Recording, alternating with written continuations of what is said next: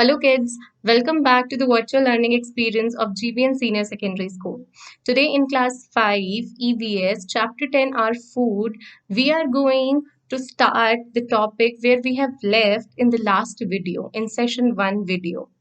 We are going to discuss about the deficiency diseases, the diseases by name which tells that there is a lack of something. Deficiency stands for less or lack. Now, any person who is consuming less amount of nutrients than the required one, they may suffer from any kind of deficiency diseases. Fine. So, before telling you the types of deficiency diseases, I'm going to tell you something about the broader aspect of deficiency. There are two broader aspects. Number one is malnutrition, and number two is overnutrition. We would be studying about these two in the end of the video because they would be containing my tips for healthy eating habits. So now without wasting any time, let us move forward to the types of, yes, deficiency diseases. Here in this small chart, I'm having deficiency diseases and its types. Number one is scurvy. Scurvy is a disease in which a person feels difficulty near the teeth areas, the gums. They have bleeding gums and they have swollen gums near the roots of the teeth. And this disease is caused by the deficiency of vitamin C.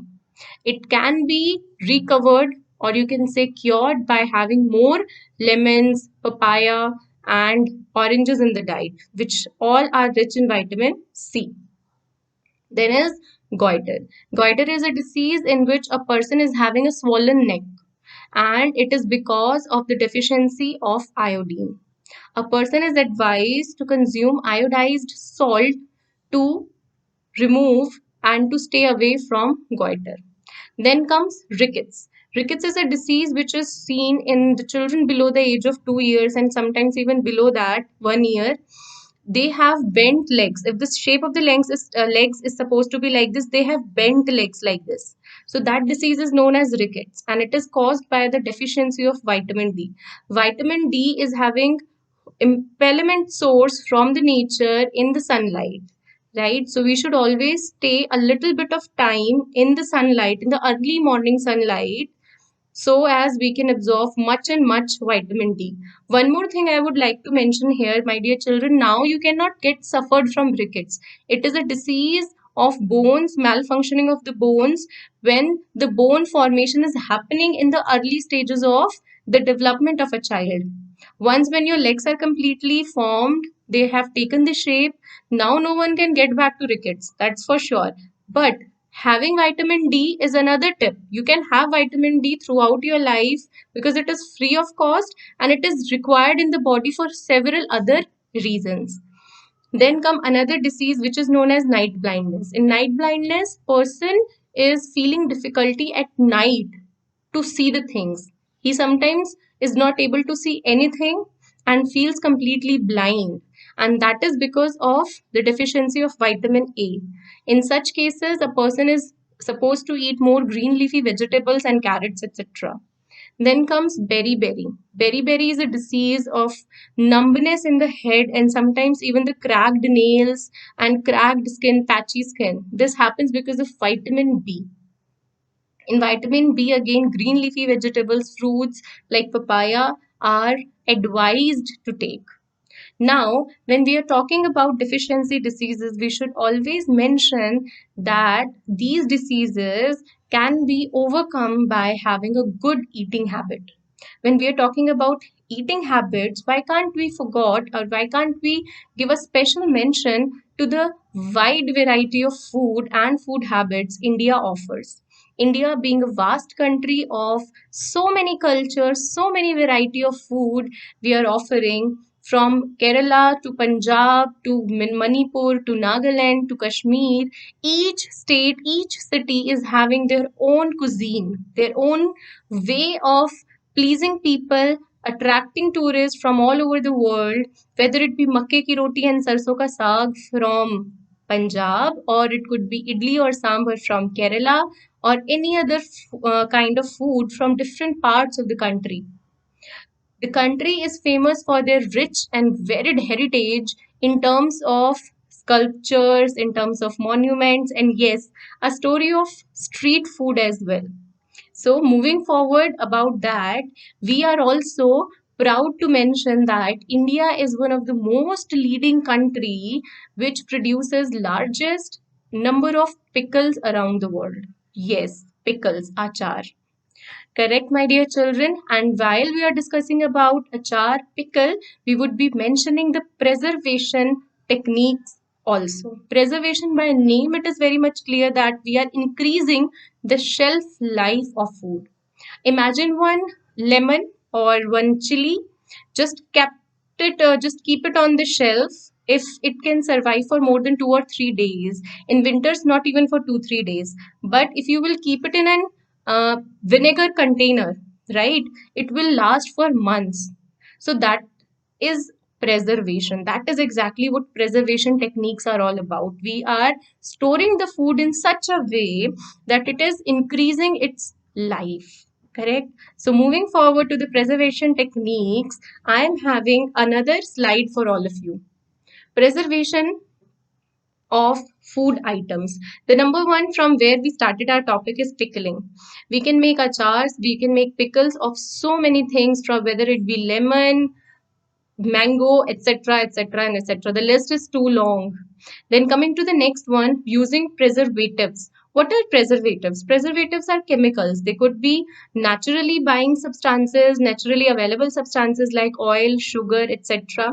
And there are synthetic preservatives also available, in which if the food item is added, then what happens? The food item is increased in terms of its shelf life. It is preserved for a longer duration of time. Then is packing. If we pack the food in a very nice way, right, this packing is very much important. For example, the chips you eat are made up of potatoes, right? But if you'll just keep the potato for through 3 4 days, it will dry up. But the chips can sustain for more than weeks, 1 or 2 weeks, correct? So the packing in which nitrogen gas is kept inside that packing, and then it can be, yes, again used for several weeks. Then is freezing. Anything which is kept in the refrigerator automatically, goes on for a longer duration of time. There are some food items like peas. They are available in markets in the form of frozen peas, and they can be used in another season also. For example, last winter they were preserved, they were freezed, and in this summers you can use them. Then comes canning and bottling. There is a very different process of doing canning and bottling. You might get bottled drinks, you might get bottled uh, milk, canned milk also. What happens in that process is entire amount of air is removed from that particular food item, and then it is packed. So this packing itself is a process, a scientific process which helps in the preservation of food. Last one is drying. Drying or dehydrating in the presence of sun, or sometimes in the heat in the machines also, helps to increase the preservative limit or the shelf life of the food. Imagine the grapes in your kitchen. They cannot survive without the refrigerator for more than 2 3 days. But the raisins, kishmish, can survive for more than 2 months, right? They are nothing but the dried version of grapes. They are dried in an extensive sunlight and sometimes in shade also. And as a result, you can see, right? The preservatives are very much helpful. The preservation techniques are very much helpful in increasing the shelf life of the food items. Now, going back to the tip I have told you that I'll give you in the end of the video about malnutrition and overnutrition. Number one comes about malnutrition. Malnutrition, my dear kids, is about in which the children or the people in India are not getting proper amount of nutrition. According to the data, there are more than 1.3 lakh children who are under the malnutrition. There are more than that number of data. There are more than 2 lakh people who are daily going to bed empty stomach. They are sleeping without having food. So these data are recent data. They keep on changing, but The thing is not that we are going to debate on the data or on the records or on the figures. The point is we need to work out for this. How can we work out as environmentalists, as the students? How can we work? We cannot go on the roads and to find out people who's hungry and distribute food to them. That's not safe, not at least in this time. What we can do today, and we can make it a ritual of doing it always, is not wasting food at any cost. Just while you're serving yourself a plate, keep all the food items in the plate which you can surely eat, which you can surely finish.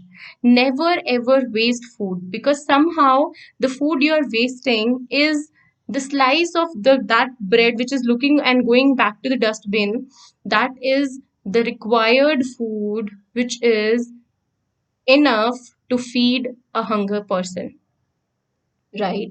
Next is overnutrition. These days, in the rat race of the world, when the entire generation is crazy about junk food, people are just mad about junk food. They does just bump into junk food. People are very much fond of eating. Eating is a type of happiness, but we cannot forget the fact that eating is a technique. It is a process of giving nutrition to our body. Whatever you are eating is going to be in your body, it is going to nourish your body, or it is going to harm your body consecutively. So if you are eating too much and you're not able to digest that, it is going to add a layer of fat in your skin, beneath your skin, and that will lead to obesity. Equal number of people in India, and even more than that, are under the obsessive conditions as well. So, my dear children, we should neither waste food, we should nor overeat. And we should, again, we are getting back to the term balanced diet. We have to maintain the balance among not eating too much and not wasting food. Till then, take care of yourself. We'll meet in another video. Keep eating nicely and in a balanced way.